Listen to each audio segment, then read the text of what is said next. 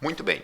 Então agora a ideia é caracterizarmos a projeção vertical e a projeção horizontal de um sólido que encontra-se apoiado em um plano genérico, um plano inclinado. Então aqui temos a projeção, o traço do plano alfa π duas linhas. O que significa alfa π duas linhas? Significa o traço do plano alfa ao interseccionar um plano vertical. Que plano vertical é esse? É o plano estabelecido entre os eixos x e z. Esse plano vertical denominamos de π duas linhas. Aqui temos o traço horizontal, alfa π uma linha, significa a intersecção do plano alfa em relação ao plano horizontal. Que plano horizontal? O plano xy. E aqui temos um outro traço, que é alfa π duas linhas rebatido ao plano xy, ao plano horizontal. Então, qual é a ideia? A partir de uma figura em verdadeira grandeza, então essa figura ela está em VG, porque ela encontra-se entre alfa π uma linha e alfa π duas linhas rebatido ao plano π uma linha. Então, a partir desta figura em verdadeira grandeza, a ideia é caracterizarmos a projeção horizontal e a projeção vertical desta figura. A partir destas projeções, vamos caracterizar uma altura com valor de 4 centímetros e também representarmos a parte superior. A parte da base e a parte superior são idênticas, certo? É um prisma irregular e com uma altura constante. Então, qual o primeiro momento que vamos caracterizar? Vamos evidenciar em um primeiro momento qual é a inclinação deste plano alfa em relação ao plano xy. Bom, para verificarmos isso, podemos fazer o seguinte. Traçamos aqui uma reta perpendicular ao eixo x, certo? Uma reta qualquer, desde que seja perpendicular ao eixo x. Depois, uma reta perpendicular a alfa π uma linha. Por que estamos fazendo isso? Aqui temos a diferença de cotas e aqui temos a projeção horizontal, certo? Então, a partir do momento que temos uma distância vertical e uma distância horizontal, vamos transferir esta distância horizontal para o eixo x. Por que estamos caracterizando desta maneira? Para verificarmos a inclinação do plano alfa. Ok? Se temos aqui a variação vertical e a variação horizontal para um determinado ponto, então aqui vamos ter a inclinação deste plano alfa em relação ao plano π uma linha. Então verificamos aqui que inclinação é esta.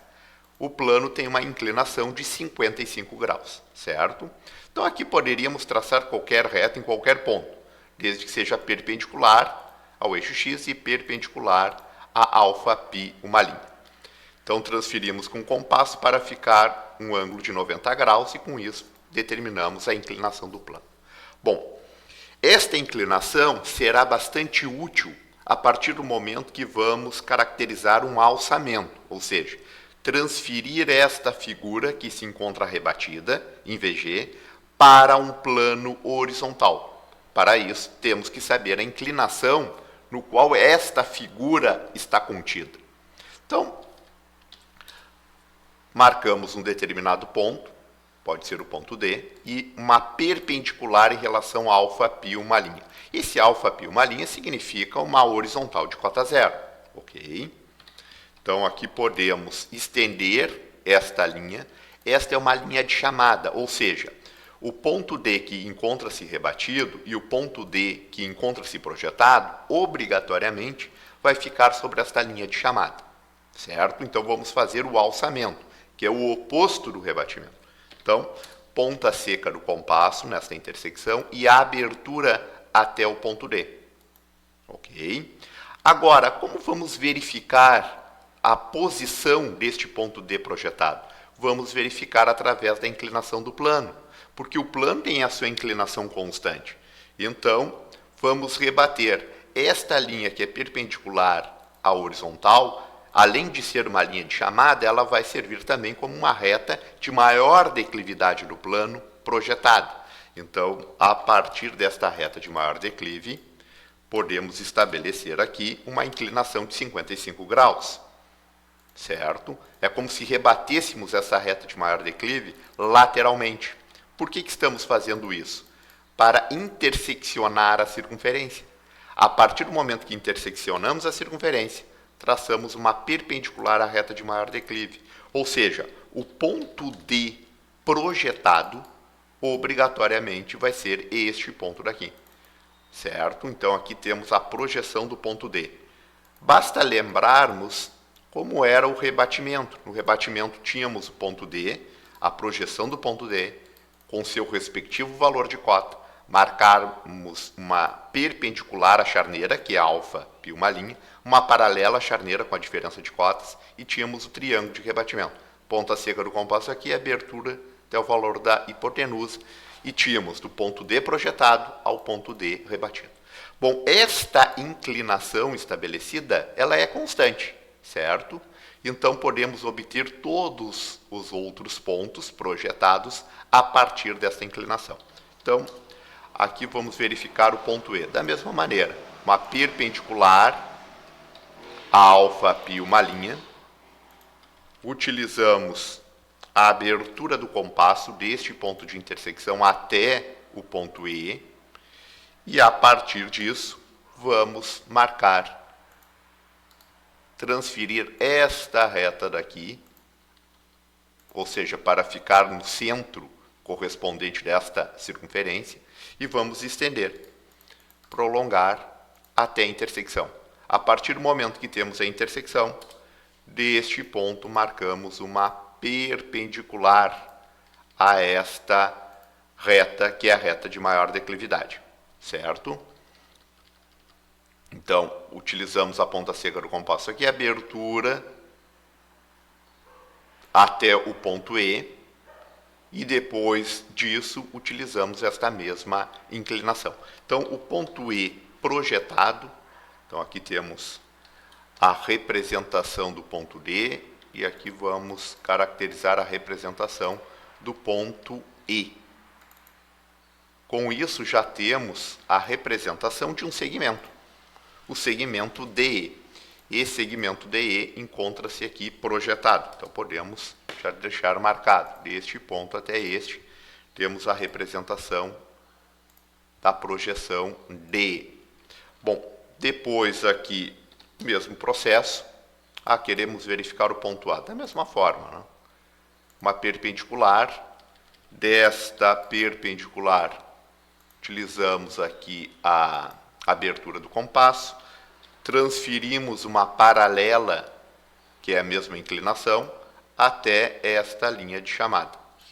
E a partir da linha de chamada, estendemos até a circunferência, da circunferência uma perpendicular à linha correspondente.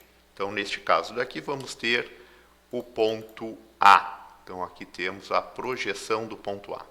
Vamos deixar caracterizado. Em um primeiro momento, estamos projetando esses pontos, tá? A partir de uma representação em verdadeira grandeza. Então, não vamos se preocupar muito com a questão, as linhas que são visíveis, as linhas que são ocultas. Depois, quando representarmos o objeto tridimensional, aí sim vamos caracterizar. Então, esses segmentos aqui. Depois temos o ponto B, da mesma maneira. Traçamos uma perpendicular à charneira, e desta perpendicular à charneira utilizamos ponta seca do compasso aqui até a abertura do ponto B. Traçamos uma paralela até a linha de chamada correspondente. Então, a linha de chamada correspondente encontrou a circunferência, traçamos uma perpendicular. Então, o processo é um processo bem tranquilo da sua caracterização. O mais importante é sabermos o conceito. Então, entre B e A, aqui da mesma forma. A, vamos ligar até o ponto B correspondente. Então, aqui vamos ter o ponto B, a projeção correspondente aqui do ponto B. Marcamos aqui. E agora falta caracterizarmos o ponto C. Então temos o valor de A, B, falta representarmos o ponto C, e com isso vamos ter toda a figura estabelecida. Então, uma perpendicular daqui, estabelecemos um prolongamento desta linha, ponta seca do compasso, nesta linha de intersecção até o ponto C, e a partir disso traçamos uma reta que corresponde à inclinação do plano até este ponto de intersecção, depois deste ponto daqui uma perpendicular. Aqui vamos ter o ponto C. Bom, a partir disso temos toda a figura projetada, certo? No primeiro momento representamos a figura projetada. Então basta unir este ponto daqui até este, BC e CD. Ou seja, temos toda esta figura. Se visualizarmos aqui, esta figura ela é bem similar a esta. Aqui encontra-se em VG e aqui encontra-se projetada. Ok? Bom, a partir do momento que representamos a base, a ideia agora é representarmos a questão da altura correspondente deste objeto.